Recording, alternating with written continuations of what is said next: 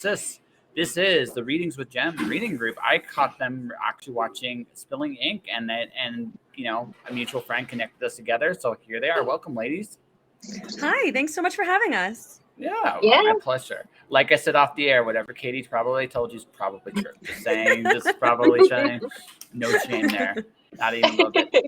So that all said, so this is a little different one. Like, again, I usually cover authors, and I'm not saying you guys aren't authors, but like what caught my eye with you guys was your journaling. You know what I mean? So how did that start? Absolutely. Jen, why don't you go ahead and take off? All right, I'll field this one. So, I mean, when did it start? I mean, not to date ourselves, but definitely over 20 years ago in terms of our own personal journaling journey, we'll call it. In terms of our own journal, 2019. So definitely still very much a labor of love, as we didn't really put it out until right just the very beginning of this year, the new year. So it was definitely a labor of love, but we have been journalers since we were middle school nerds, two little kind of punk rock misfits. And writing was always our thing. We always, had different outlets to kind of express a lot of our teenage angst, and writing was definitely one of those things. So we're super fortunate that we have remained friends for all these years, and that throughout that we have, through many different cycles of life, we'll say, journaling has always been something that even if we've kind of veered off of, we've always circled back to it in the end. I can definitely respect the cycles of life thing. I mean, I know I just moved back to Calgary about 3 weeks ago.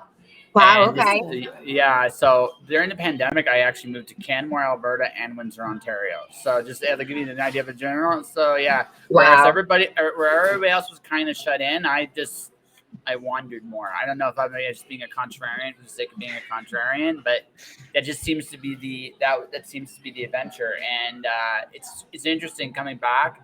And maybe this is the case with you guys. Like I whatever cycle of life you go into, one of the things I've learned is that when you change your friends, like how your relationships with your friends change, with yourself, like you evolve, and so do they. So the fact that you two have been able to find each other is actually a bit of a small miracle in of itself, because it's not like I would go so far to say friendship, it might be the rarest treasure in the world. I agree completely. And I always call her my hetero life partner, to steal from Jay and Silent Bob, because that's what we are. Definitely don't want to date ourselves, but it's been almost 20, 25 years that we've been best friends, and not just like close friends, like utterly best friends. And we're actually even lucky enough that there's one more of us and actually another one. So we're actually a 4-piece that come together, and we roll pretty hard when we go out. And it's been an amazing experience, because to touch on your point, as you go through the cycles of life is really hard. I think we can all kind of recognize that growing up, right? As we get older, some really life stuff types have happened.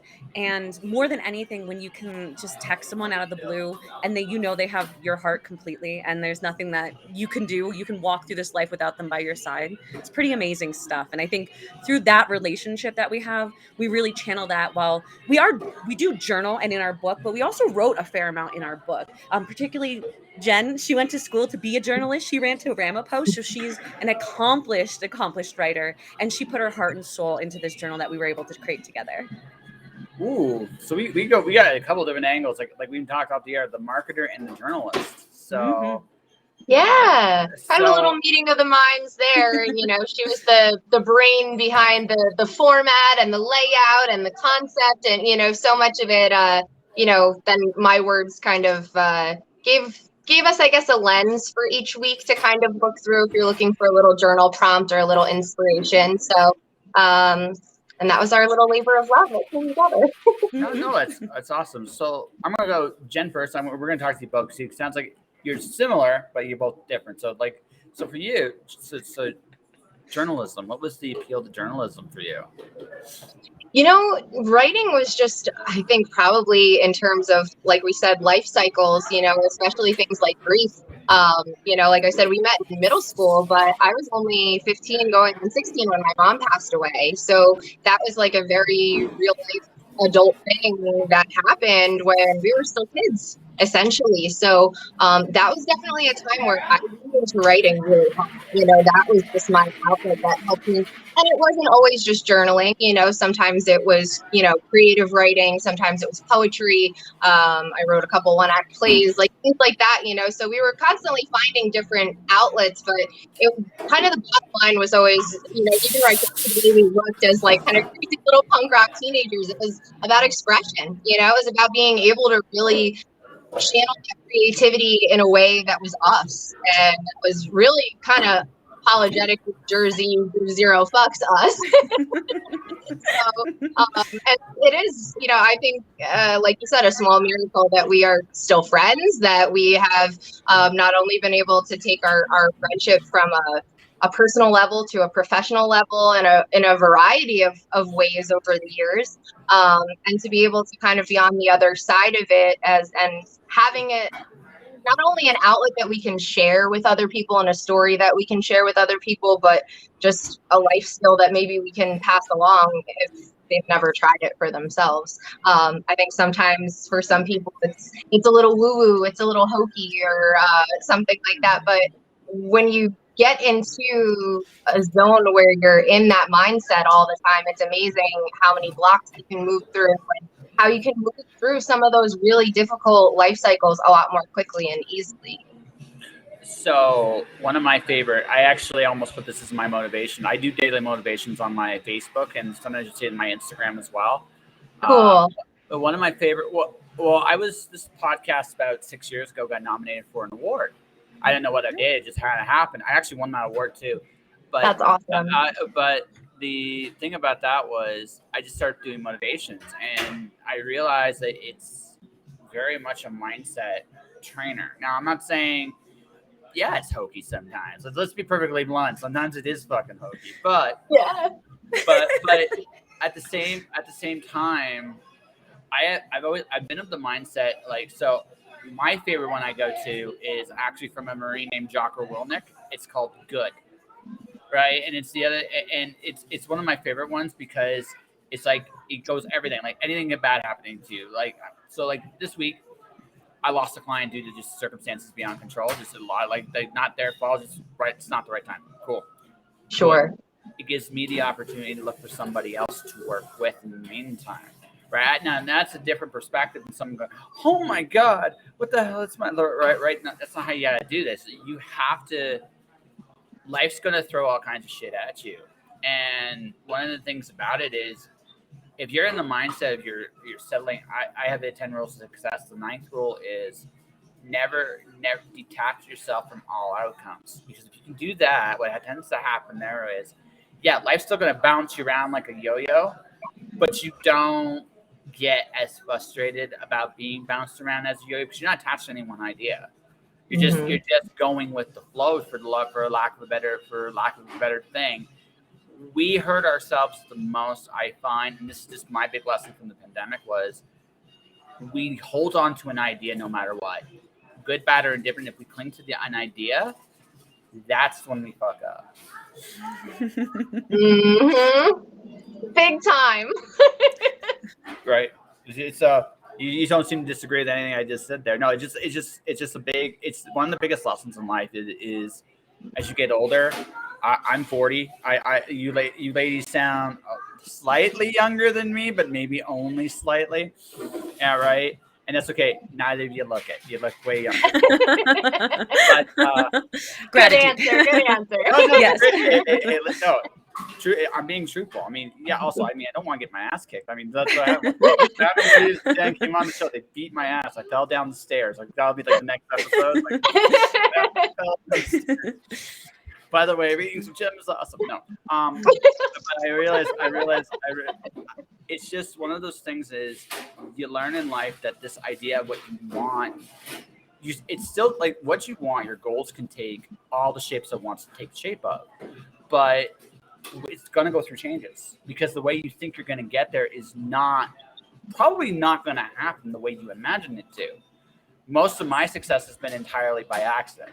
I'm very okay with that. I'm very, very okay with that. I've accidentally done stuff like I've accidentally invented a board game. I accidentally got published traditionally. I mean, I can live with my accidents, right? Absolutely. Right? But not everybody has that approach. And I think it's, and you get to a point in life when you realize it really doesn't matter what it looks like from the outside or inside. It just matters, like, is it what you want? That's it. That's all it really is at the end of the day, right? And if you have that, you have that, you're not letting, like realizing that everything changes. You can just ride the waves, good, bad, or indifferent. Like, you make peace with that. You will be, mentally speaking, a lot healthier. And going back to that positive affirmation stuff, it's a defense mechanism. Because, yes, shit's going to happen. You're going to get pissed off. You're going to be frustrated some days. It's human. You're going to just, like, nothing Of works. course. Right? But that a positive outlook in that sense, it actually it forces you to look at the negative thing. Yeah, it's still a negative thing, but what's the good that's come from it, and what can I do with it? That's such a thing that we have to use with so many people, because both Jen and I, in both our spiritual and personal craft, but then as we work with clients, the distance between you and your expectations is where all the pain comes from for all of our clients. You were talking, you're in marketing too, so I expect to get this result, but I get this result, and my expectations were different, and it caused all of this stress. And growing up where we grow up, where if you've ever, everyone who can watch this can tell we're from Jersey because of the size of our hair. But if you've ever been to the tri-state area, the pressure and the expectations, especially on women there, are exponential. You have to be perfect. You have to look beautiful all the time. You have to have the perfect house, the perfect life. You have to cook the perfect meal. And it's all of these things can cause so much stress. And when you put that on yourself and you hold that expectation, you're never going to hit that goal.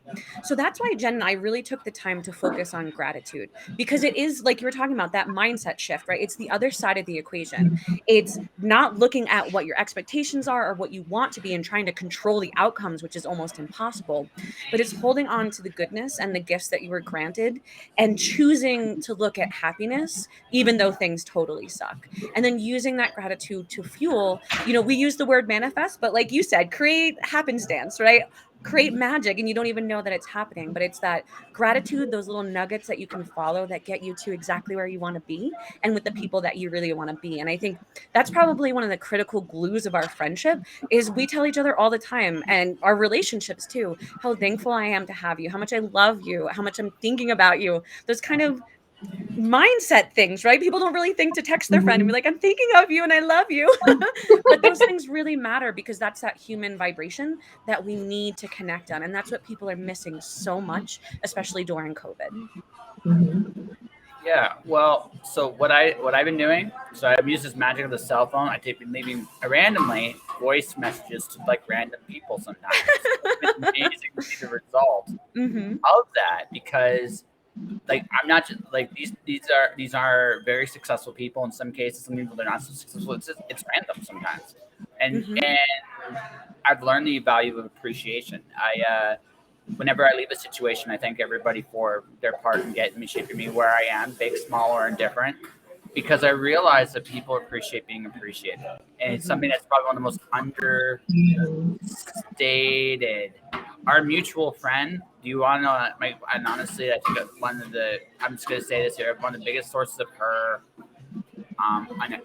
struggles, she's not appreciated enough for what she does. That's an honest assessment of our mutual friend, because she does a lot of amazing things and doesn't realize it, and not enough people thank her for it. Right. But she also doesn't hold her own self-worth. I think that is a big thing that comes with gratitude too, because it's external and it's internal. And Jen, I know you can talk about this in a big way, but as a woman, as a power, as a force, as a business owner, as a human, you need to claim your power, and you need to know your worth and not expect to get that externally. That's an internal factor to get what you deserve energetically. And I think through gratitude for yourself, for all the shit that you put up with, all the crap that you do for everyone, you can kind of feed yourself that energy that you need. But Jen, I know you got a lot to say about this. I mean, absolutely. I mean, I think I mean, especially like you touched on growing up in this area. I mean, it's just, I mean, so much of even just life post-pandemic now, everything is so darn expensive. You know, everyone's wheels are spinning now. You know, there's different kinds of anxieties now that certain people are having that they didn't have before, you know, and we're fortunate that we're not in that headspace, but a lot of people can't disconnect and things like that. So it's so important to have something to channel it into, you know, when you have all these expectations put on you from your family to society to your job, you know, to social relationships, you know, there's all of these pressures for people who are parents. There's such a crazy added layer on there for people who are spouses. There's another crazy added layer on there, of course, as business owners. So if we don't give it all go, you know, we're going to be like a bottle under pressure over time. It's not going to be good for anybody, and it's definitely not going to be good for us. So, if I was a betting man, I would say those expectations, both of you eventually gave the finger to those expectations. But if I were to make a betting man, which one of you did it first? I was gonna be a betting man. I would say, my initial inclination is you, Jen, but I actually think it might have been Meredith first. And I want you guys, but I think it was really close together because I think, and the reason I say that is there comes a point when you realize that expectations are by and large bullshit. Like about external expectations are by and large bullshit. And when you realize that, now it hits at a certain point, but there's also like there's this, and going back to your punk rock attitude stuff here for a second here, there's this tendency to resent the expectations that were placed upon you because what happens is you're aware of what they exactly are.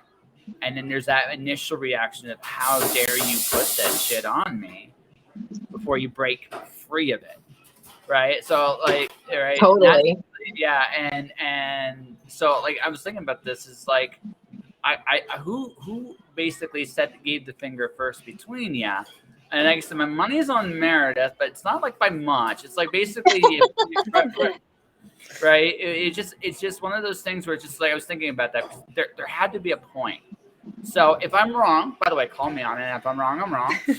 But it's like, but yeah, when was that? Like, because again, you're around that for eventually you just realize like this is bullshit.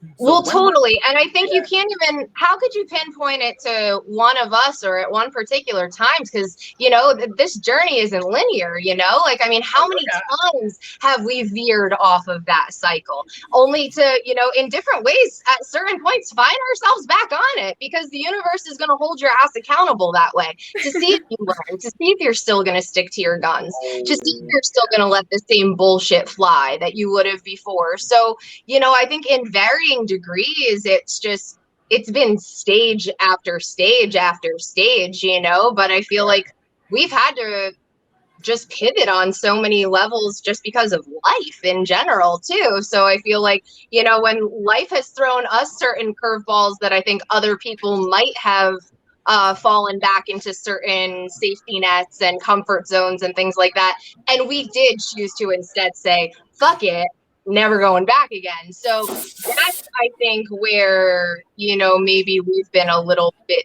different. That it's not to say that in life hasn't challenged us in various ways, you know, to kind of settle, you know, maybe, or to take on things that we don't want to take on, you know. I mean, I'm divorced, you know, I lived a very different life before, you know, the one that I'm living now. You know, we've had a lot of changes, you know, like Meredith had, you know, a lot of unfortunate recent changes in terms of family and certain responsibilities she had to tend to. So I feel like in certain ways, you know, right, like life is constantly testing you to see if you're going to choose yourself, right? You know, and there are moments you just can't.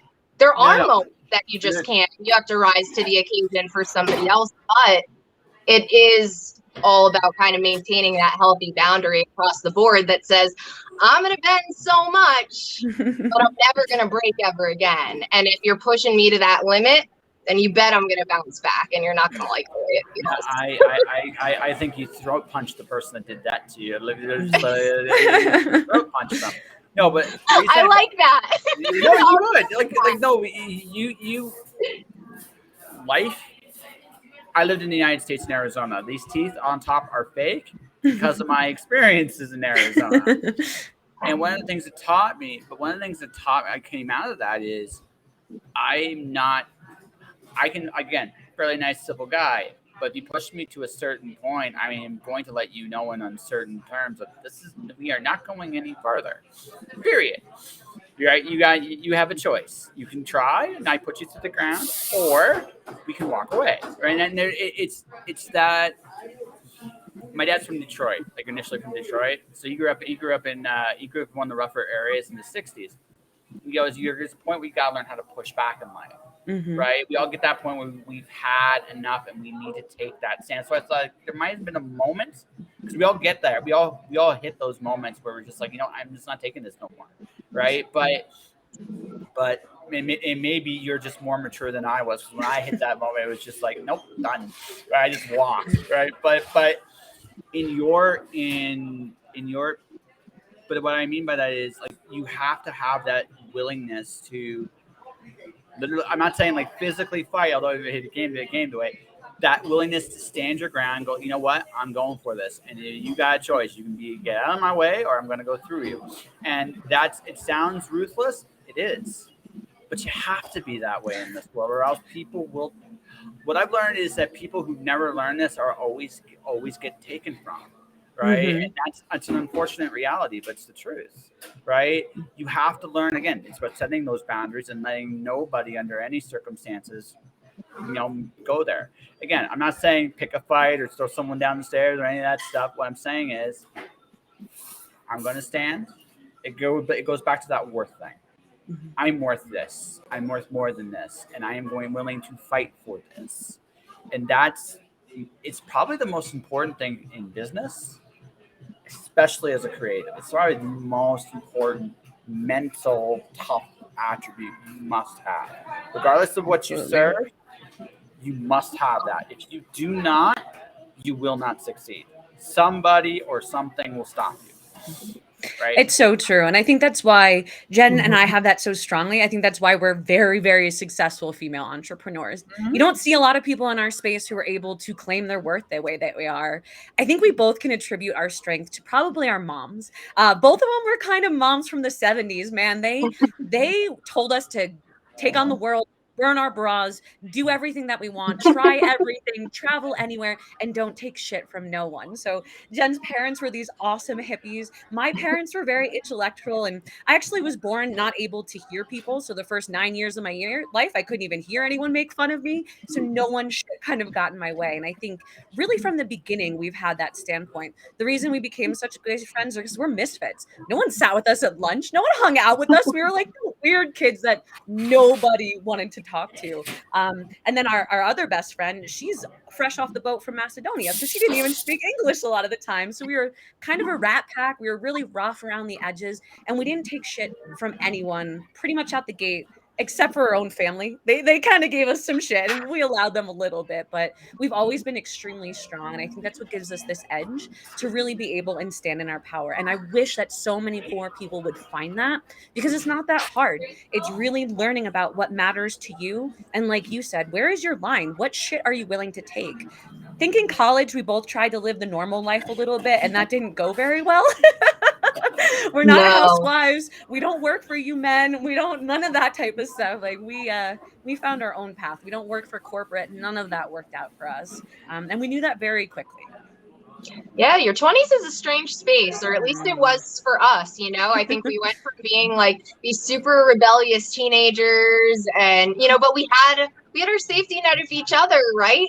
So when we went off to college and, suddenly we were kind of misfits among, all these new strangers, I think we definitely did kind of turn into little chameleons there for a little while. And then, that kind of permeated into our 20s and into our adulthood, where then we were really forced to circle back to ourselves and start really assessing, okay, wait, where maybe my boundary has gotten too weak and now I've kind of forgotten certain things. I've maybe gotten a little too lax on even maybe knowing who I am some of the time, and where that kind of blends into who I'm surrounding myself with. So I think we definitely went through a lot of that, as many young people do. But we were fortunate enough that even throughout those weird phases where we weren't being 1,000% ourselves, we still saw each other. And we still knew that that person was in there and working back around. So here is the thing with me. In your 20s, you're ready to take on the world, but you're scared to death. That's literally what happens in your 20s. Totally. Right. I met one of my heroes and ended up working for one of those accidental thing. It was a good and a bad thing. It was great because you get, how many people can say they got to work for their hero? Not many people get that opportunity in life, and I'm grateful for it. But it didn't end well. So when I got through that, I got my ass kicked pretty hard. So what usually happens when you get to the end of your 20s is you're pissed off at the world. You're not entirely sure why, right? You're not entirely sure why. And then it clicks early to mid 30s, depending on who you are, that, you know what? This is all bullshit. Yeah. And then you get madder for a little while, but then you realize, right? Then you realize at some point, I'm 40. I am a cocky son of a bitch compared to what I was even in my 30s. But the difference is, I know what I can do. I've starved. I've been all over. I've done things for myself. I've learned all kinds of lessons along the way. So now I'm like, this is what I'm worth. Pay me or fuck off. And that's it. Yes. That's it, right? That's it, right? That's pretty much it. Yeah. It sounds angry, but it's not. It's just I don't have time to waste.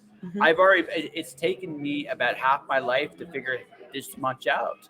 And there's other lessons I'm going to learn along the way, and there's other things I'm going to do and see, and I want to get to that stuff. I don't want to do what everybody else is doing. I want to do what I want to do, whatever that looks like. So I have a general rule of thumb. If it's not, I tell it to my sister all the time, but she doesn't listen. But if you're not at least 80% happy with whatever it is, it's gone. It doesn't matter. It doesn't matter if it's a person, place, job, thing. Started jobs before, you can handle it. You can make money anywhere. You can do anything. There's more customers. There's no limit to resources. So if you're not 80% happy, fuck it. Get rid of it. Don't ever look at it again. And we cut things so fast. We're not those people who, hem and haw for years on end. Those decisions are done and over with and moving on. And I think if people could cultivate those skills, it would just make their life so much better, because they just wouldn't be hanging on to bullshit for hopes of the future. So, okay, I'm going to tell Taylor out of school. I'm not going to name names. So like I said, things happen with like this person, a client I have. We're not working together right this minute. But one of the reasons she brought me in was she got a client of her own. Now, this client, I was well aware of certain things, and there are just certain red flags that came out right off the bat. And but you said yes anyway. No, she did. I did not. This was not. I'm getting paid to do this. I look at it like this, like the job I'm doing. I like working with that person. I believe in that person. So yeah, I love. Apparently, I've inspired somebody in the Starbucks. That's kind of cool. But no, the thing is. Right. So we were talking last night. The client, she's about to fire this client. Like it's gonna happen. It's not a matter if it's when at this point, right? I wonder. It's like, so she got something. It's like I wouldn't take him. Or this is what I did. I'm this asshole. This is what I am. If I think you're going to be more trouble than you're worth, I'm going to test you. I'm going to put in my head what I think this is going to cost without resenting it. And then I'm going to add 20% because I'm an asshole. And and the reason is I can negotiate down if need be, but also I've learned that people that are generally trouble for you, it doesn't cost much to get rid of them. Right? Generally. That's not always the case, but almost always this is the case. So if I find that you are not worth it, I don't think you are, but I could prove it. I'll give you a chance to prove it wrong. I'm going to pay you. You're going to pay me more. Because if I'm gonna, and you still might be a headache, but I've been compensated for that headache. So, right, and that's how I'm gonna do it. Well, he did something to her, and I was like, yep.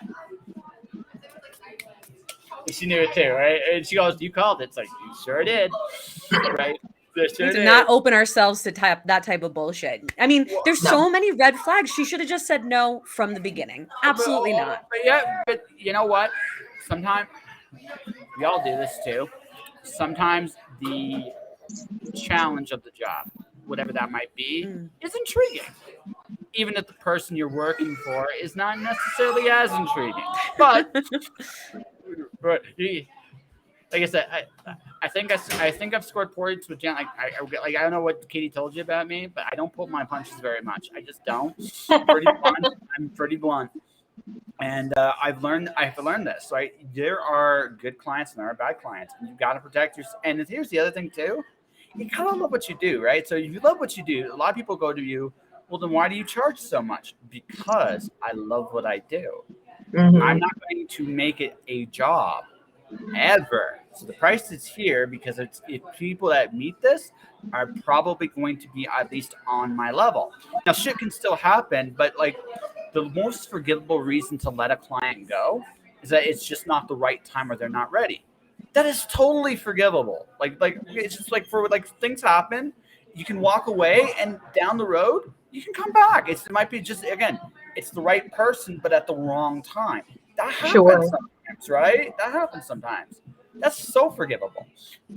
But that price, that's usually what happens there. It's the right, and that is so much easier to live with than like I'm sending you a check. Really? You're gonna do this? No. We're not doing that. So right. So that's right. So that's it. I'm not gonna. That's it for that story. That's all I'm gonna say. But no, it's the reason why I know that story is because I called it before it even started. I've learned. You learn in this business to read certain signs of people, and once you just like, if you listen to somebody, if someone's reasoning to me is why they're not going to do it, then they're not going to do it. I'm just going to say, you know what? Do what you want. Because really, what can I say? You're not ready. And I could like not in the worst way. You've told yourself no. And I like, why are you telling yourself, no, that's not my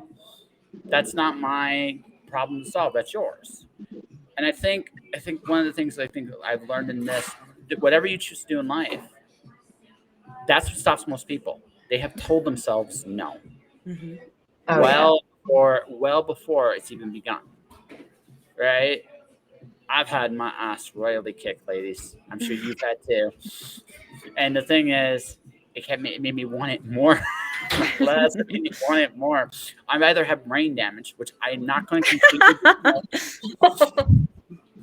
or I just want it. Like that's just life. Like life is not easy. It's you're gonna get a bloody nose in this world. But if you're willing to take the bloody nose and keep going, nothing's gonna stop you. Eventually, you're going to win. Life's gonna tap out. It's like, nope. If I give this to you, will you go away? Is eventually what life's gonna say. It's like, well, no, I'm gonna want to take more, but still, right? I'll fight you again for that, right? And that's how it goes. Life will fight you the entire way. We are absolutely no example. She lost her mom. We've dealt with drug overdoses. I lost my twin brother. I lost my mom. We lost our grandparents. We had divorces. We've lost animals. We've had unbelievable amount of stuff. Not only that, we've lived through a pandemic. We've lived through a recession. We graduated at the last recession. All of this crap will always come against you. And I think as you grow up and you get older and older, it's just going to keep punching you. And that's why you really have to make yourself strong. And I think if you're a business owner, if you're an author, if you're a creator, you have to set up the energy in advance. I don't have a single customer that comes to me that fights me over price, even though my prices are probably astronomical compared to other marketing companies, because I have put myself out there. I do quality work. I have been with my customers for such a long time, and Jen's the same thing. People who come for her for readings, they are with her consistently, and it's about having that self worth. It's about knowing your value from the front and communicating that out. If you're taking on shitty customers, you're not communicating your worth well enough, and you have to do some work there. Whether that's whatever type of mindset shift you need, whatever type of work you need. But if there's a miscommunication there, then you're not communicating correctly, and that has to change. Yep. So, okay, so she's the marketer. So Jen, so I heard psychic readings. Did I get that right? Yeah, tarot readings. So tarot is my bread and butter, but I also do tea leaf readings and coffee readings and stuff like that too. Astrology stuff, and also a certified Reiki healer and crystal healer as well. I have a friend, she's a massage therapist. She does Reiki healer, cranial sacral, that kind of stuff. And so very cool. Yeah, so I'm going to sound like an ignorant ass, hopefully like the curious way, not the obtuse way. Bring it on. But, okay. So when you deal with a client, it's not really just about the cards or your gifts. Sometimes it's about that human connection. So 1,000%. 1,000%, right? So 1,000%. So I'm just gonna ask it like this. I look at, like, some people would say to some degree, are you like a psychologist? I'm not gonna say priest or priestess or whatever the right term is there, right? But the thing is, you're listening to people quite a bit as well, and sometimes your best service has nothing to do with the cards or the leaves. It's sometimes just listening and talking to people, much like we're doing right now.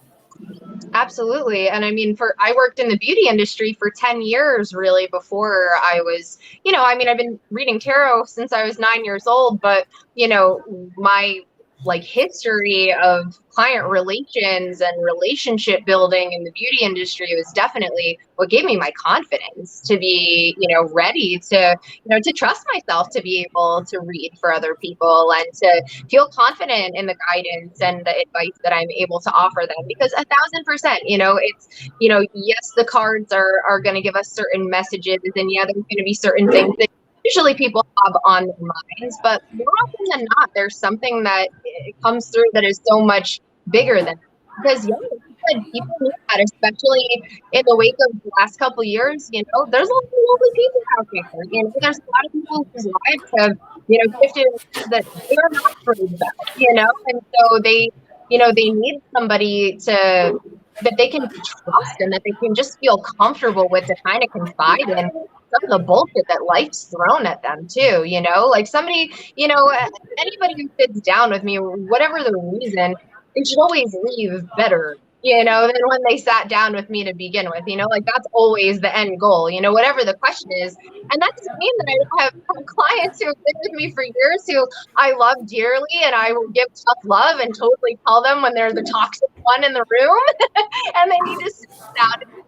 I definitely get those moments where I think I have to really vet where, again, boundaries, right? That somebody can be throwing all of this, spewing all of this word vomit about whatever is going on in their love life and all of the dynamics. And honestly, sometimes the horrors that they're telling me, it's painfully obvious that they're in the wrong, but I always try to at least deliver bad news in a way that's inspiring and empowering. And I think that kind of goes along the same lines as our journal too, that it's giving you a lens that, it's unfuck your attitude with gratitude, so how can we actively unfuck our lives by at least trying to catch ourselves in the moment and not totally focus on what sucks. So it's really the same angle that I try to use, like tarot life coaching, really, when I sit down with my clients, because 9 times out of 10, that is what the blockage is. They're standing in their own way in one way or another. That's rule 5. I should probably tell you what my 10 rules are, just so you understand. First rule: show up. I think it's the dumbest rule, but I honestly understand but I get it. It's amazing how many people don't. Right. Rule 2: do your shit. That's it. Also, a lot of people don't. A lot. Usually if they're going to break rule 2, they break rule 1. I have found that usually by default rule 2 usually happens if you had followed rule 1. Rule 3, the cliche, don't quit. Right? It's the cliche, but it's there for a reason. Rule Totally. 4, the rest is rain. So the idea behind that is you have no control. Like going back to something you said in marketing. So I'm doing videos for J.E. Taylor right now. But the idea is to create a brand identity for J.E. I have no idea if it's going to translate to book sales or not right away. I literally have no idea. But the idea is now she has an identity that she can work with and build with. So I can't control how many books she is sold. I hope so, because that is the ultimate end goal. But I've given them at least a value in the sense that they have an idea of who they are and what they bring to the table.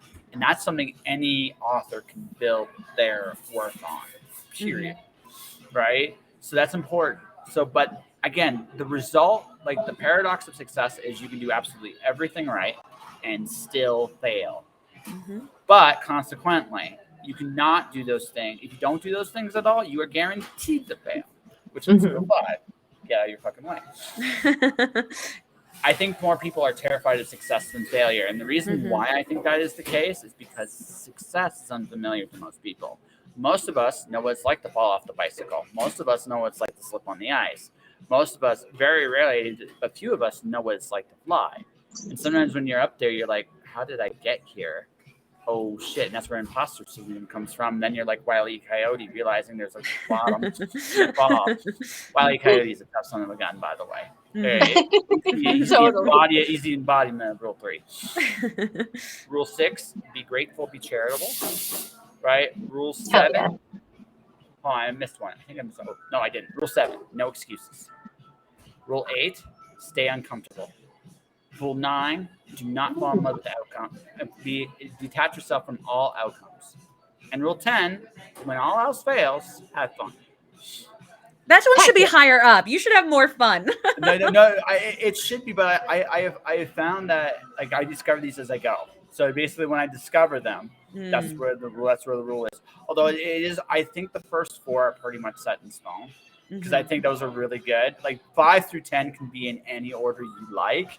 But I think 1 through 4, it's pretty hard to top show up. It's pretty hard to top don't quit. It's pretty hard to top do your thing. It's pretty hard to top the rest is rain, right? So, and everything else has just been as I've gone along, right? So I imagine you guys have similar rules, even if they're not worded quite the same way, right? I think number 1 is to be happy. Don't be a dick.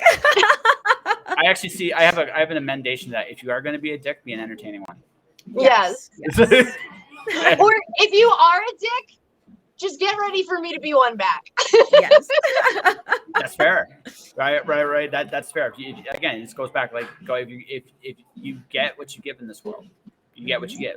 So totally. Like I try to take the high road, but like to a point, if you're being a jerk. Well, see, you take the high road the first time. It's like, okay, that's an accident. It can be accidents happen, right? Interpretation of a moment is always up in the air. But when it starts becoming a pattern, it's like, you know what? Like that's when you got judgment and discernment, right? Like fool me once, but fool me twice. It's definitely on me now. Well, fool me twice, throw punch, right? Just go straight to the throw punch. Exactly. It's like, like I said, it sounds, but that's it, right? Like these things.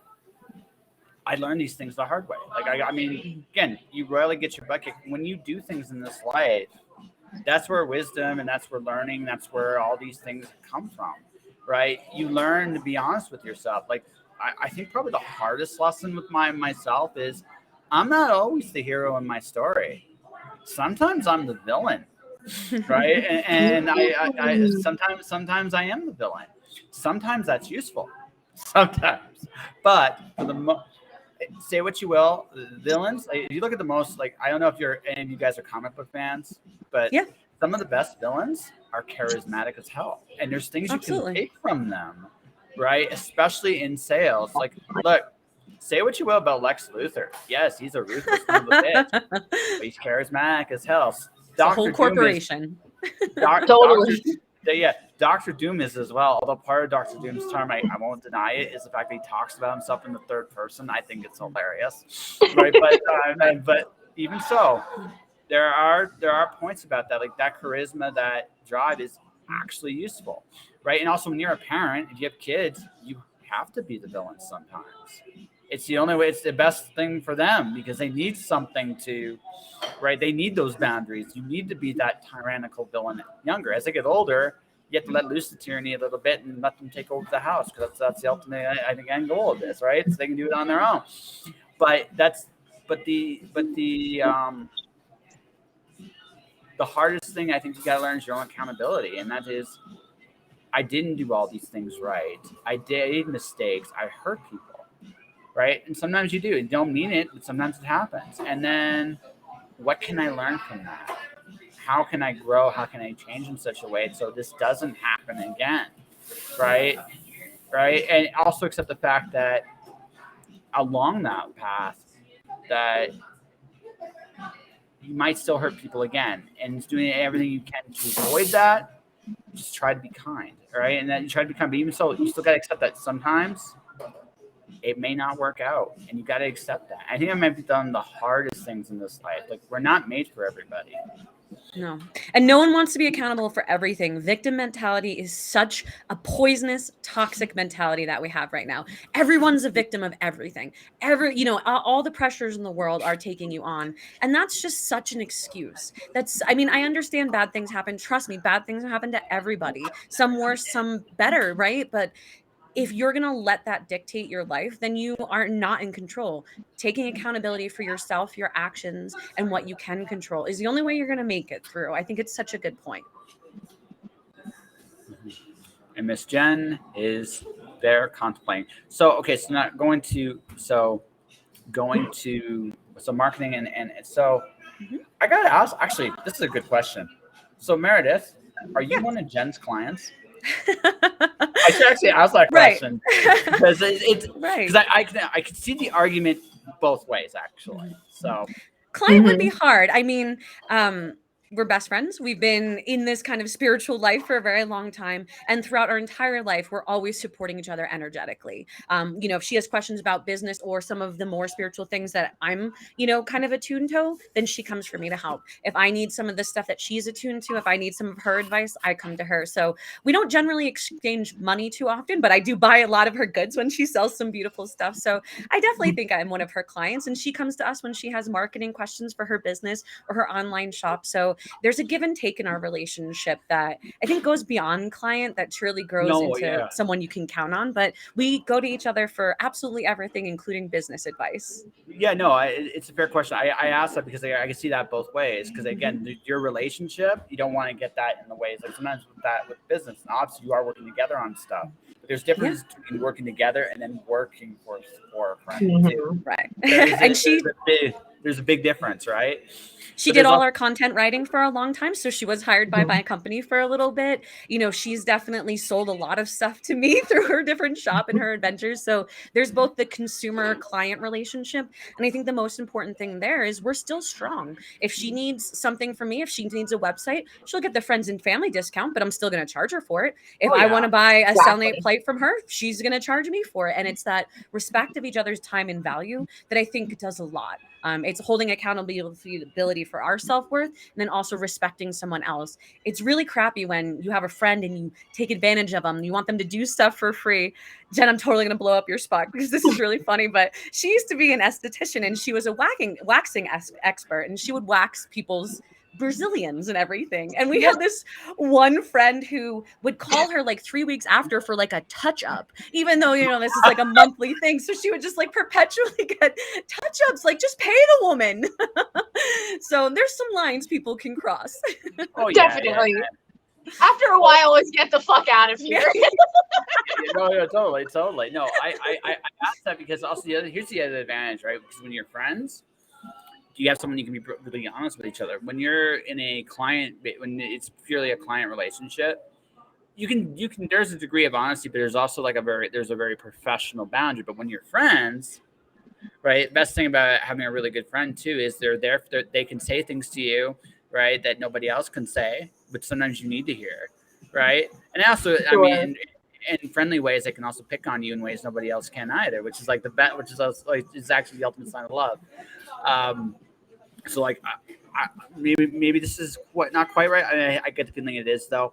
So my sister and I are always tease each other, right? And then one of the obvious ways I know we love each other, or one of the obvious ways, she'll like eat my French fries. It's like, it sounds like a really really silly thing, but then that's the real nature of love right there. It's not when you're at your absolute best, it's when you're at your absolute worst, and that person can still love you. That is value. By the way, I'm not saying that makes her at her absolute worst. That just shows that she trusts me enough that, right, she'll steal my fries. Also, though, I mean, I either am a sucker or I'm or just like, totally trust him because I let her send me fries, right? Yeah, I bought some pencils because I draw stuff, and she goes, "She's pencils." I go, "It's yours. I stole them." She goes, like, "Nini," like, she's like, "No, gets right. I steal your fries. I just steal your." That is It's just like an unwritten rule. Yeah, it's like, oh, totally, right? And that's the thing, right? You guys, that's what it seems like your relationship is more than anything else. Is I'm not sure. Sometimes I'm sure you take turns on who the older, younger is, but if you've been friends that long, right, then you're like, it's your family probably more. Like, if you've been a guy close to a friendship like that, like, you guys are family. So you guys have your own little games where you do stuff like that to each other too, I'm sure. Absolutely. We've done a lot of strange stuff in our lives. We're laughing because I know I got that right. We're a little mature now, but we're way more mature now. Our teens and 20s, things got a little hairy for a while there. We were very wild versions of ourselves. I got to give you one anecdote because there's the most ridiculous and funny thing, and it lasted most of our life. It probably is active now, but whenever we're close to each other, when anyone would say the word brown or mention anything that was brown, we would trachea punch each other, like all of our friends. So no matter what you were doing, if you're like, "What color is that chair?" you just get like punched in the throat violently hard. Probably not acceptably hard. Now I know why you were laughing so hard when I said throat punch. Now I get Literally. it. Yes. Oh my gosh. Like, knock the wind out of you. This all ties together now, right? It all ties together. So just think of your early 20s as training. That's so just think of it like that. It made you strong. I don't know. I'm making this up as I go, or just but I mean, no, it's just now I understand now. So now I'm in on a joke. This is awesome. Yes. I stumbled on it completely by accident, which is, I think, hilarious. We have a lot. We talk in each other's eyes a lot of times, and we laugh at stuff that people don't ever understand. And that's whether it's between you and your sister or you and your friends. It's just like the closest that you can be as a person. It's really beautiful. Yeah, because you get those jokes, right? Mm-hmm. And you get those bonds. Like, there's a comic book guy. He makes a comic book of mine. Like, one of his co-conspirators goes right when you're going on the air. Literally, the first thing comes out of her mouth is Italian porn. Right? That's our little inside joke now. Whenever we talk to each other, because that was literally like 2 minutes into the podcast. It's like, so like, where did we go from there? Right? Like, those moments are so important. Oh, they're making it worth it. Like it's not. We do things because there's things we do because we have to. There are things we do because we really love to, but really, it's not the big stuff that we remember in this life. It's the little things. So, like, for me, I'm often about doing my own thing. The biggest thing I missed from when I was living with my dad, and this is going to sound really strange, is the sound of a blender. My dad was a naturopath, so he would do all these like experimental concoctions. And Josh, try this, and sometimes, let me tell you, not always good. Some of those things, oh yeah. So the inside joke we have is there's apples in it. Because one time he made this, like, this is in Arizona. He actually made this thing with apples. I saw him with the apples in there. I'm not saying he was lying. Exactly. But when I tasted it, there was no apple taste. They go, "Where's the apple?" He just literally did a spit take, almost did a spit take right into the thing. He got where I was coming from. So he tried it again. He did it again. And he goes, "There's apples in it. There's more, I swear." He lied. He absolutely lied to me. Actually, he probably didn't, but it didn't work. So now that's a little like inside thing. But I remember like like the biggest thing I remember from my childhood is that blending sound, because it was the one constant. The places I lived never were necessarily the same, but that always was. And so I miss that. Sometimes I miss that sound. Sometimes when I hear it, it takes me back, right? Those are the things in life that make it worth living. Everything else, I mean, there are things that are nice. Ice cream is nice. Music is nice. Right? Art is beautiful. People can be very beautiful, but it's those little moments that truly define life. Because that's what you're going to give a shit about when this is over, right? None of us are met. None of it. I don't know what you guys agree with multiple lives or not. I'm not going to like. That's a debate for another show. But basically, I only know for sure I'm going to be here now, and when I leave this place, I'm not walking away from this. I'm gonna be at some point. Somebody above's gonna say, "Josh, it's your time." And I'm gonna say, "But I don't want to," and they're gonna take me by force, right? But right, and that'll be the way it goes. And what I'm gonna remember is all the people that touched my life the most. Not what I did, not what I accomplished. As important as some of that stuff is for my own sense of worth and ego and all that other wonderful bullshit, it's going to be the people in my life that made that shit. It's going to be the people and those little moments I had. Those are truly what we like. That's it. And then going back to something I said earlier about friendship being the most precious thing of all. That's why friendship is such a treasure. Because it really is. Yeah, that's why. Because that's like, where else do you get so many of those little moments in life? I think family is really important too. I mean, family's unique and challenging. I've had a weird family and we've all kind of been different. Jen's actually an only child and I had a twin and I have a sister. So we have different experiences with family, but how important that is too, I think, is astronomical. And often many people don't notice that until it's too late, how truly important family is. Yeah. Which is why I'm always thankful for the people. Again, I thank everybody before I go, because I realize I may not. We only like, okay, you ladies have been wonderful. I hope you guys want to come back at some point down the road. Right? Yeah. But at the same time, there's only so many conversations we're going to have. Now, we did create a bonding moment, though, and that is the throat punch thing. That is always going to be there. Right? It all comes down to the throat punch. It does. Little things in life, right? It's the little things in life. And that's the little thing that we've created here. Now, who knows what happens next time we come back? And by the way, I'm not trying to keep you off, right? Just yet. We can go a little while longer. But what I'm saying, though, is that's it. Like, those are, when you get right down to it, life is actually, I'm not going to say easy, but it is simple, right? Do what you love with people you love. Find those people that resonate the most with you, and do the things that you're compelled to do, and that's it. There's no other magic to it, really. It's not rocket science. Now the struggle is because it's so simple. It's like playing Tetris. Tetris is a really simple concept, but as the levels get harder and things get faster and tougher, it's a little harder to juggle all that stuff. I can't believe I'm using a Tetris example. We were Dr. Mario fans. We spent hundreds of hours on Dr. Mario. So that's what we're going on in our head right now. Yeah. Oh, wow. So we got to Dr. Mario. I enjoyed it. Dr. Mario it's a good game. I'm going to say it is a really, really good game. I'm not knocking Dr. Mario, but for me, it's Tetris. It's just because I played with the algorithms. You played with drugs. Wait. Yep. Yeah. Maybe you guys had the right idea. I don't know. I'm not encouraging or discouraging anything, folks, ladies and gentlemen. I'm in Colorado. I highly encourage it. Yeah, it's fair enough. No, fair enough. I'm in Alberta. Trust me, we're probably in similar boats. I just look at it this way. I no longer, again, the naturopathic upbringing as far as that goes. I have great respect for going at your pace on that, no matter what you choose to do, because no matter what you do, there are good things and there are bad things that come with it, and you gotta be be adults about that shit. So, right? Yes. Oh, yeah. Don't bullshit yourself.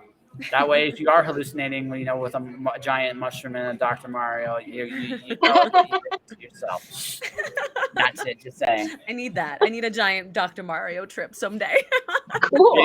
If that does happen, just let me know. Okay, I'd be very curious about that.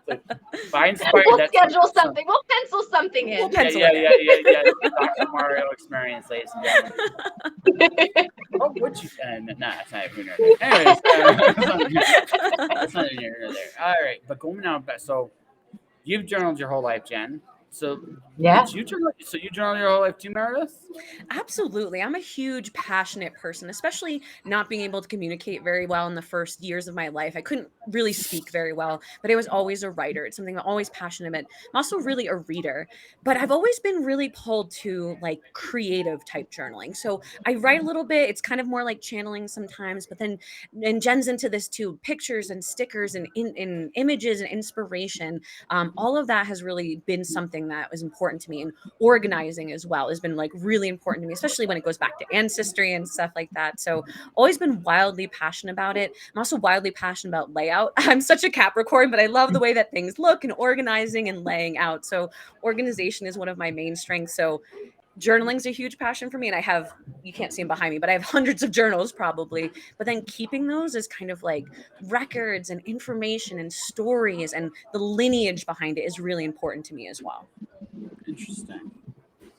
And also the self-discovery. I use journaling a lot to kind of reflect and look back. And that's something that's really important about the journal that we created, is so that people can really sit and look and really understand what's happening and look back and find self-discovery. Because if you're, Jen was talking about before, but you get caught in these patterns sometimes and you don't know how to get out of them. But when you can journal and then go back to it and read it as almost a different person, it is really an eye-opening experience. So always something I've been wildly passionate about, and probably spent over $100,000 in journals in this lifetime, I think, between the two of us. That's impressive. A lot. That's impressive. Oh, yeah. No, that's impressive. Now, that's an interesting way to go. Okay, so I'm going to go this way, and then we'll get to the wonderful parts of wrapping up and talking about why your journals are awesome and made cheese. But I was going to think about it like this.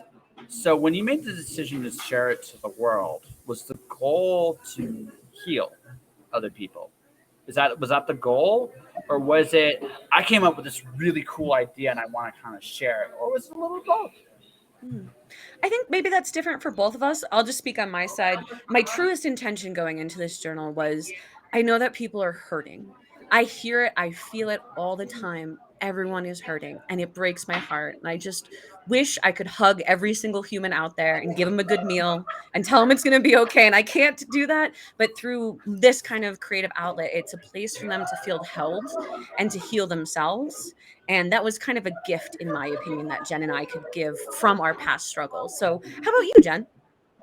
Yeah, I mean, I think that was definitely the biggest kind of takeaway for me, was just wanting to be able to deliver a tool that people could use for themselves. They didn't need to seek another outside resource. Like, again, like we're talking about that outside validation kind of perspective, it's a tool that really connects them back to themselves. Because let's face it, so many of us, it's 9 to 5, it's the rat race, they're on the wheel, it's hard for a lot of people to carve out time for themselves, period. So something like this, it does force you, it kind of forces accountability in a way. And if you do stick with it and you're able to, like Meredith said, kind of reflect back on it and see how far you've come. I actually had a moment like that this morning, where I was like thinking back to certain things. I've had like certain pain points right now. Me and Meredith have been talking a little bit, a lot of ideas and a lot of change kind of in the mix. But I had that moment today where it was like, oh, but this time last year,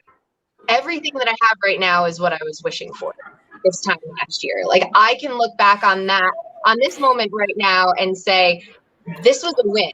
This last year, no matter how many different things might not have gone exactly the way that I wanted it to, the general overall takeaway is that at this point last year, I was wishing for all of this. So it doesn't matter where the pain points still might be, kind of murky bullshit I'm still trying to sift through.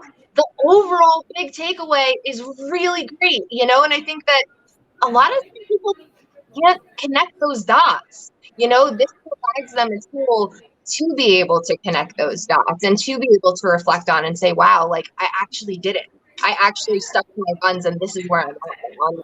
That's power. That's alchemy. That's magic right there. And I think it's a resource that empowers people to remember it all starts and ends with them. Mm-hmm. Okay. And we're always healing. So it was definitely a test in healing ourselves. It's hard to put yourself out there sometimes. Amen. For sure. No, absolutely. I when I went to fix my teeth, I actually did a GoFundMe for it, and I actually told the story of how things went. Mhm. That was hard. That was really, really hard because Yeah. that also, again, going back to my own stuff, it forced me to deal with my own bullshit to some degree too. We have this ability. Like I think one of the things I've realized with people is, and myself included, is we all have this tendency to we damage ourselves. We do it, and sometimes it's not intentional. Sometimes we don't realize it, but we have that ability to do that. I think one of the things I've learned is from a healing standpoint, it's when we come to that point in our lives where we say, I want to heal and I don't want to do these things to myself anymore. That might be the biggest part of healing, honestly. And it's something when I look at not necessarily the same thing, but an alcoholic or a drug addict or something like that, because that's what they mean. That is the most obvious example of this is people that have gone out of their way to hurt themselves and go, I don't want to do this anymore, right? Now they're fighting a chemical substance now, so they don't fall back into those habits, right? But all hurt, if you sit there and think about it, almost all of it, not all, but almost all of it, on some level, we do self-destructive things to ourselves. Women, right? unbelievably. Yeah. So it's coming to that realization that, hey, I've contributed to my own path of destruction, right? And that's, I mean, some ways, I think as I get older, there's my secretly terrifying time because I've looked at my dad like in his 60s.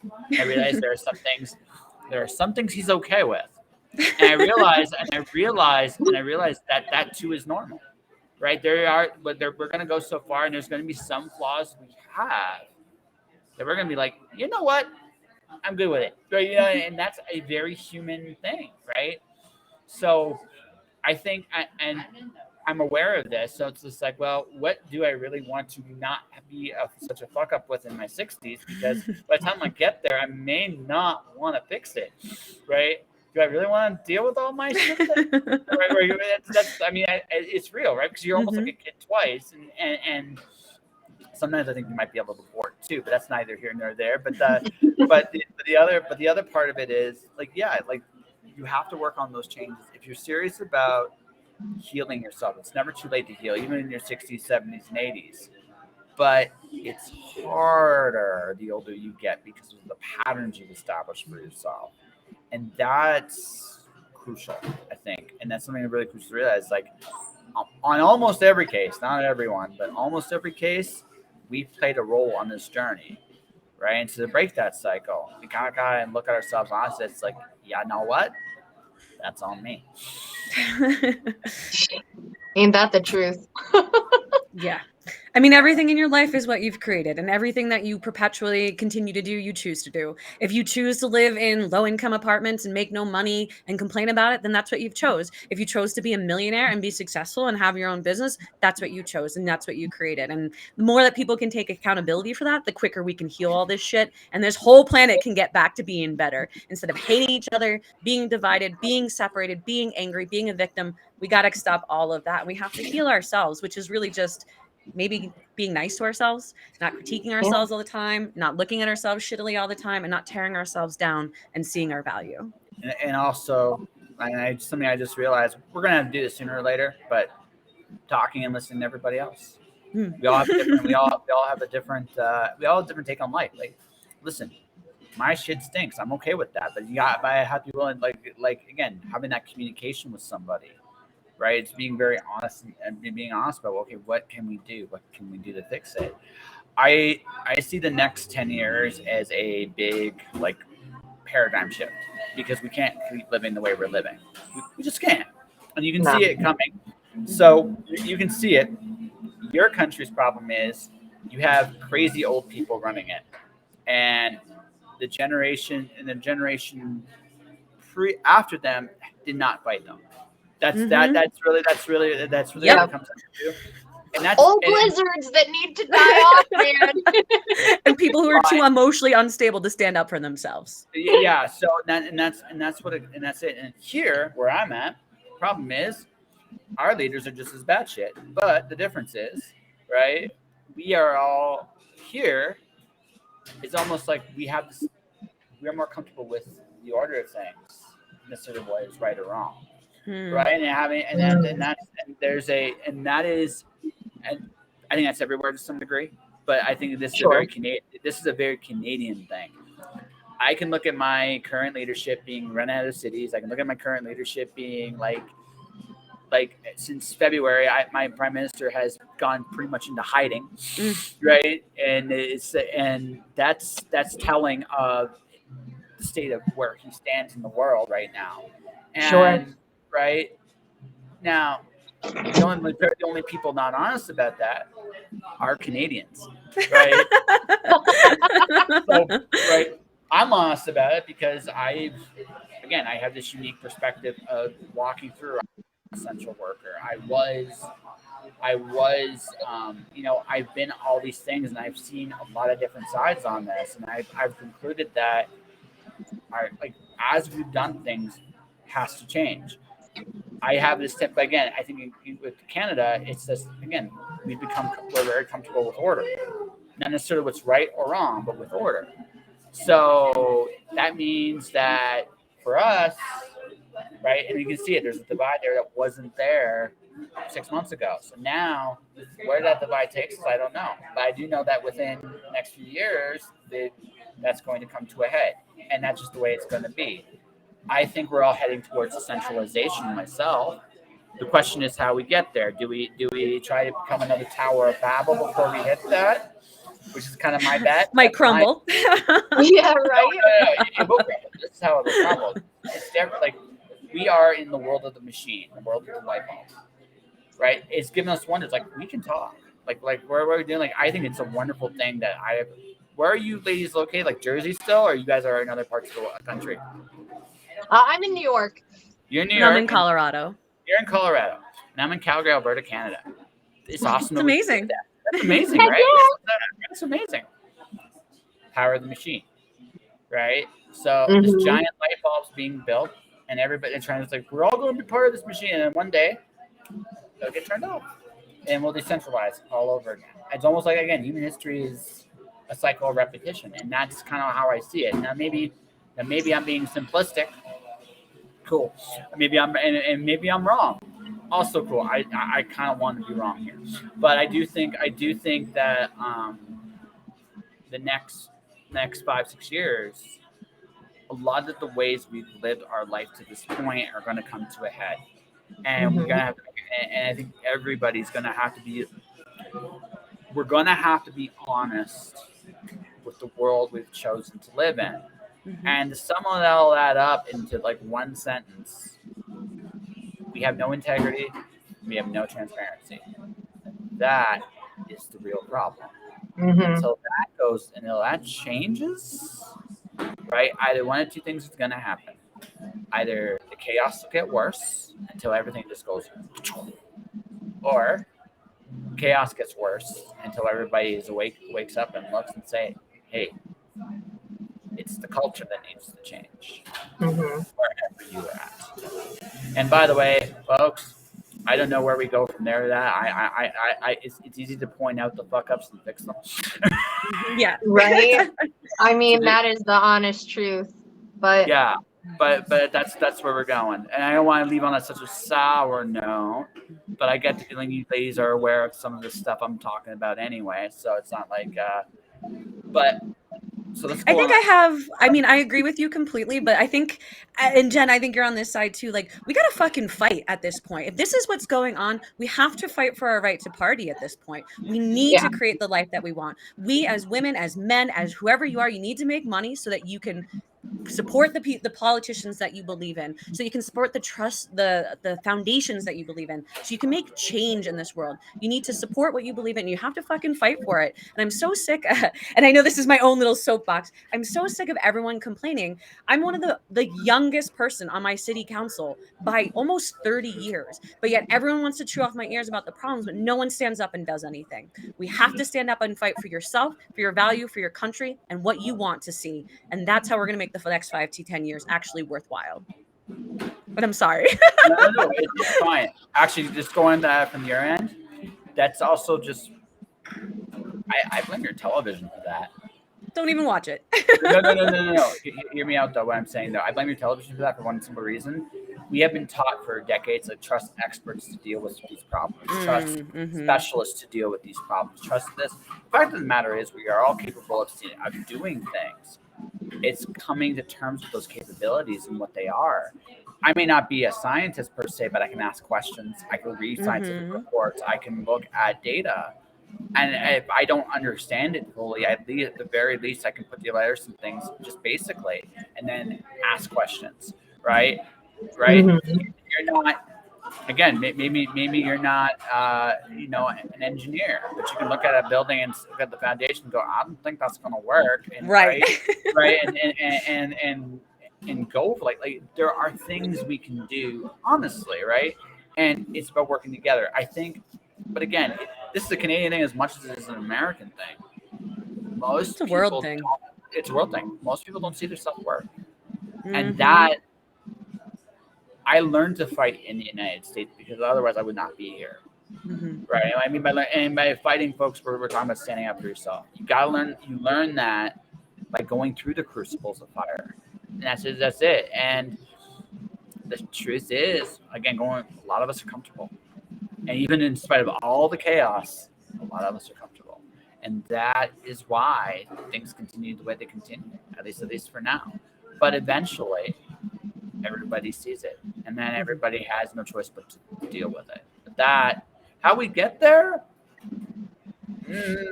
where it goes from there after that, I don't know. But going to your point, maybe this is the ultimate thing, was most journalists about. Find your worth. Whatever that worth is. Believe in that word, whatever that is. Stand your ground. It doesn't matter what the other side looks like. Really, there comes a point in this where you gotta look at what's on the other side and go, you know what? Fuck it. And that's it. And then you gotta get to that point in yourself. And you know what? Again, going to what I said earlier, you're not gonna walk away from this. You're never not. So how do you want to live? And it's got to be an intentional choice, right? I think that's the biggest thing that I think a lot of us are waking up to. I think there's still a whole lot of other people that are late to the party that, we're holding space for them to come through on the other side of whatever we're moving toward. I ain't holding shit. The way I look at it is you're gonna get it or you're not. I ain't here to hold your hand. Right.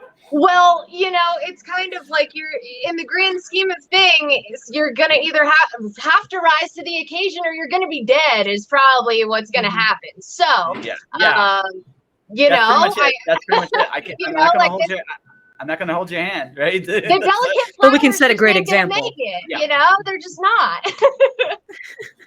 Well, that's just it. Like that's it. Well, some might, but some of those delicate flowers are tough as snail. Like I've seen this too. Some of the strongest people are not what they seem. When you look at them, it's like, I don't know. And all of a sudden they're the biggest ass kickers in the room. And then someone that looks so super tough, they're the biggest candy ass in the room. And then not understand how that is. 1,000%. Yeah. You look at that, it's like how you can do, and you got only but you're way tougher than even. Well, okay, I gotta work on my game, man. That's just how that's it, right? That's but that's what you see, right? Like it's the pandemic's biggest lesson I found is this: it's learning where you stand and how you want to stand, and that it woke a lot of people up to that reality. Now, not a lot of people there's still some people that aren't, but I mean, but again, one of those things about life. You gotta let people choose to live how they want to live. In the meantime, build the world you want to build with the people you want to build it with. And that's it, right? Because that's all there is. It's important too to set examples. I don't think, especially growing up, there wasn't enough people who stood up. That's why we volunteer for Girl Scouts. Jen does all types of classes and teaches stuff, always teaching the younger generation, because we have to let people know that you can make enough money, you can be happy, you can live a life, you can have a good partner, you don't have to be marginalized no matter who you are, and you can really be successful and happy. We need more examples of that in this world so that people know they can achieve it. You don't have to be a victim. You can be you. Whatever that. You don't have to be a victim. Yeah, no matter where you started, no matter how broke you are, no matter what you identify with in the grand scheme, it doesn't matter. You're not a victim unless you choose to be. Yeah. Facts. Yes. So what do you teach? And then we'll wrap up. What do you teach? Typically tarot classes. So I do a lot of intro to tarot 101. We'll do the Fool's Journey and kind of walk through the major arcana, touching on some of the numerology and astrology and all those kinds of things. So I also run tarot meetups where it kind of gives everybody kind of a safe space to practice on other people and, you know, to have a teacher there to oversee and answer questions. So a lot of fun. No, okay, that's cool. That is very cool. Very interactive. So it's a good time. So it's nice to share knowledge, but also, like Meredith said, to empower people. I mean, definitely for, you know, how many years of my life I told myself I could never make money doing this. I told myself that. I was the wedge. Oh no, absolutely no. I just posted something. I just posted something. It's about. And May, actually, this is a great way to work. This is the good spot to go. Artists often do not charge for their work. Mm-hmm. Right? So my next 3 books that I'm doing on Kickstarter. Why? I want to get paid. That's what it comes down to. I want to get paid. Yeah. Right? But money, energy and currency, it's all one and the same, baby. Well, that's the thing. Like one of the things I realized is that most of us have accepted this idea that you can whatever you choose to do. I have a big mouth here. This big mouth has opened doors for me, right? And it has opened doors for me. Has the podcast directly made me money? Not enough, in my opinion. But indirectly has opened all kinds of doors where I've made ridiculous money, right? Sure. Sometimes, right? So it doesn't always look like what you imagine it. I think that's something I should also stated too. But totally. But at the same time, what I realized is there was a point when I was freelancing, I still might have to do some temp jobs here and there, but there's this point where I had just gotten doing a temp job at a factory in Windsor, Ontario. 3 days, I did nothing wrong, and I got fired. And it was funny. It was kind of like the last little. I was at a temp agency, so they could have let me go for any reason. I could have. Sure. I don't know. It was one of those things, right? Yeah. I did what was asked of me. But like all 3 days, I showed up. I did what I was asked of me. I did what I was supposed to do. They just, for whatever reason, Josh, you're not coming back after the 3rd day. Okay, cool. So I thought about it, and I was like, so when I freelanced the first year, I was more afraid of fucking it up than I was worried about succeeding.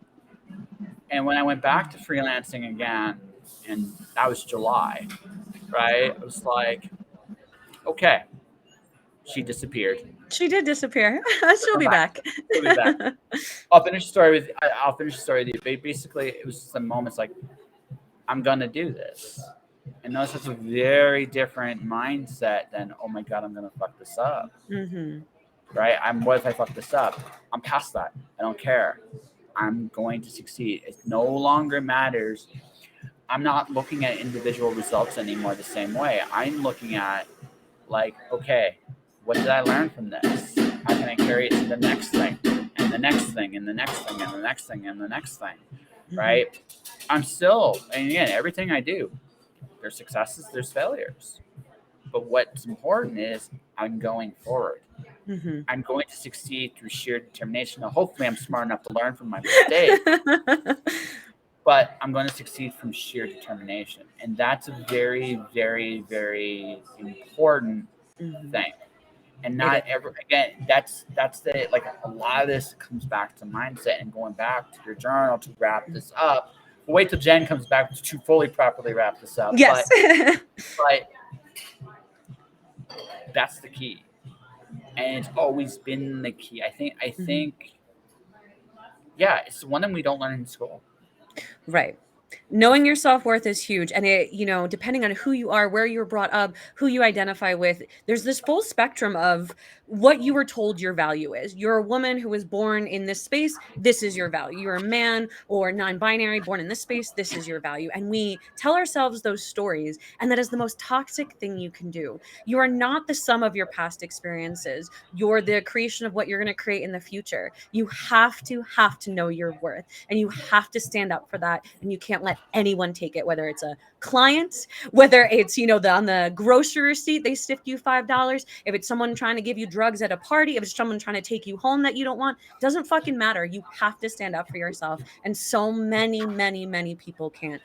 All of the people that I coach on the lowest level, when I go to the small business associations and coach them, the first thing I have to do is teach them to actually charge their worth, because they're giving away their services for free. They're not charging what they're worth because they don't have the experience or because they didn't go to school. And that's not acceptable anymore. And I think, you know, going back to your point before of what if this shift that we're going to see over the next 5 to 10 years, I really pray that it's around people finding their own self-worth. And then how do we put that into a community to make a difference for everybody?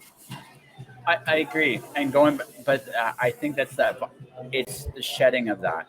Like one of the things, and one of the things I've noticed is that a lot of people are going back to the safety and security of a job, right? Because easy. It's easy, but it's also but the thing is, if the last 2 years taught me anything, there's no future in that. No. You're never going to make enough money to not be a slave if that's what you're doing. And also, like, I think honestly, for the majority of these jobs, time's almost up. Yeah. Right. Time's almost up. Right. So this is kind of a reprieve. The next 5 years, there might be a bit of a reprieve, and some of these jobs will still be around, but not as many as people think. And I think what I'm doing right now is where a lot of people are going to be in the next 5 years, whether they like it or not. And that is finding that worth. And in a world where your choice, it's like there's not going to be good choices. You're going to have to create them. And that's future.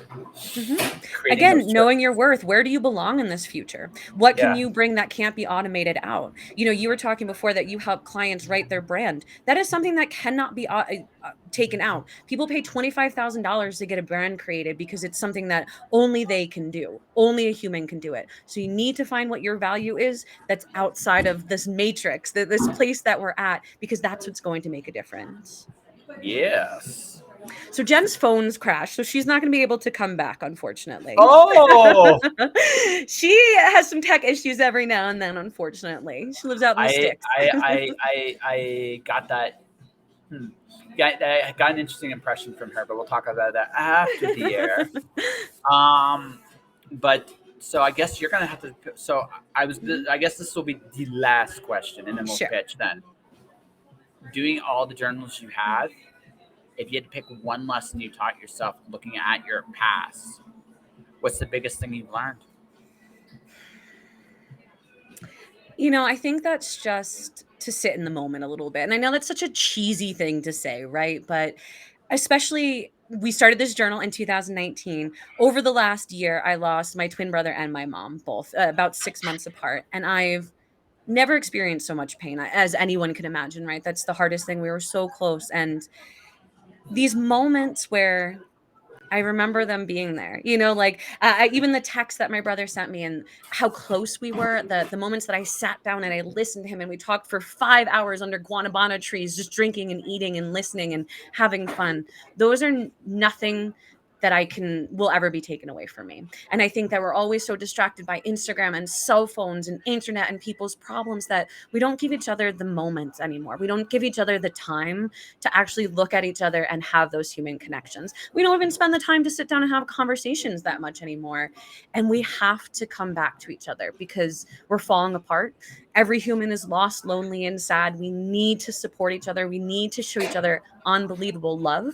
And through this journal, I've really, and Jen too, we've found how to do that in a new way. When people email us and say, I gave this to my 13-year-old who's being bullied in school. And for the first time in years that she actually sees her own worth and she actually sees her value and we can have conversations, that's so huge for us and so important. So being able to get undistracted and focus on what really matters, unfucking your attitude and having a little bit of gratitude for the things you do and the people in your life has been a wonderful experience for the both of us. Sounds like. So I think, well, to Jen, listening, hopefully listening to this somewhere over the rainbow. Sorry, she is. Yeah. It was a pleasure to have you both on the show. I hope you guys had as much fun as I did. I get the feeling you enjoyed my bluntness, if nothing else. Absolutely. We had such a great time. Thank you so much for inviting us and spending this time with us. It really means a lot to us to both get to know you a little bit more, for you to get to know us, and for us to share with everyone who's going to listen. I hope everyone listening really enjoyed our conversation. And I'd love any comments, feedback, or questions that anyone has, because it doesn't have to end here.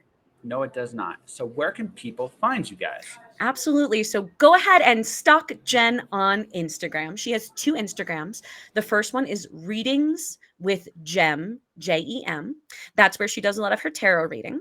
She also has another Instagram called High Priestess Society, where she focuses a little bit more on her product sales, and it has a little bit more focus on the ganja, which we love. So she talks about using that as a spiritual tool. So go ahead and hit up Jen there. Her website is also readingswithgem.com. Now, if you're interested in connecting with me, you can definitely follow me on Instagram. It's Marketing Maiden. So very simple. My website's the same. I'm on every internet source at the exact same one. So he's putting up in the chat. You guys can definitely connect with us in any way possible. And we talk about the journal on Readings with Gem and Marketing Maiden and High Priestess Society. So can you give me hers again? Because I went to do that and I went to log in and then all of a sudden it's like, please log in again so you can. Oh no!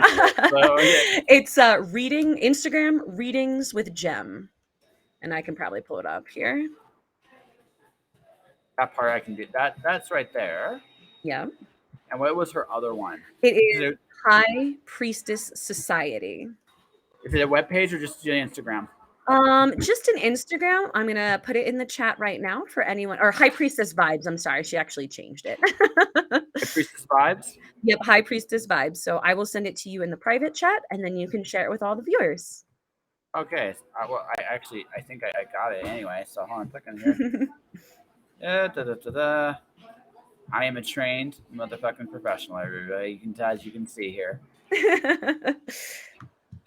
Yes. And if you're interested in our journal, you can definitely pick that up on Amazon as well. We can link to that or whatever. So hopefully anyone who is looking for that can find that there.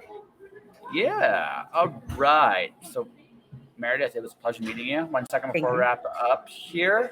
So for everybody watching, everybody listening, I gotta say right now, we are in the final 8 days of a Kickstarter in which I have my first short story and first published illustration in.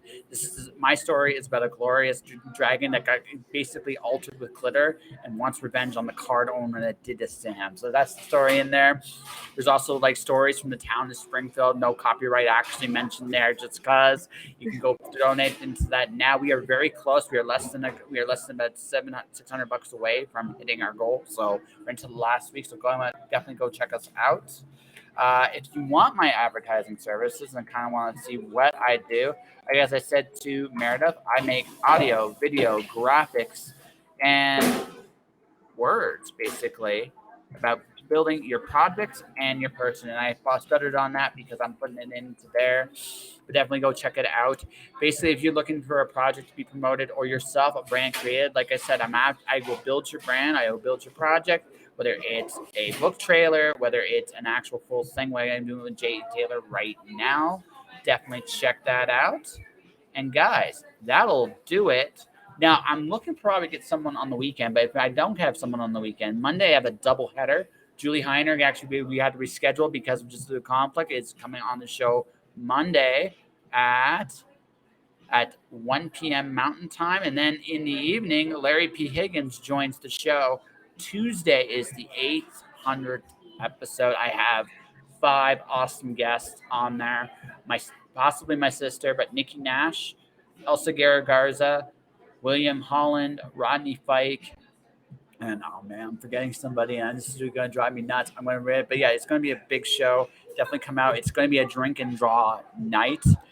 So it's going to be, it's going to be just drawings, and that's all it's going to be for the night. So definitely come watch us or come listen to us. So for those watching, those listening, thank you for watching. Thank you for listening.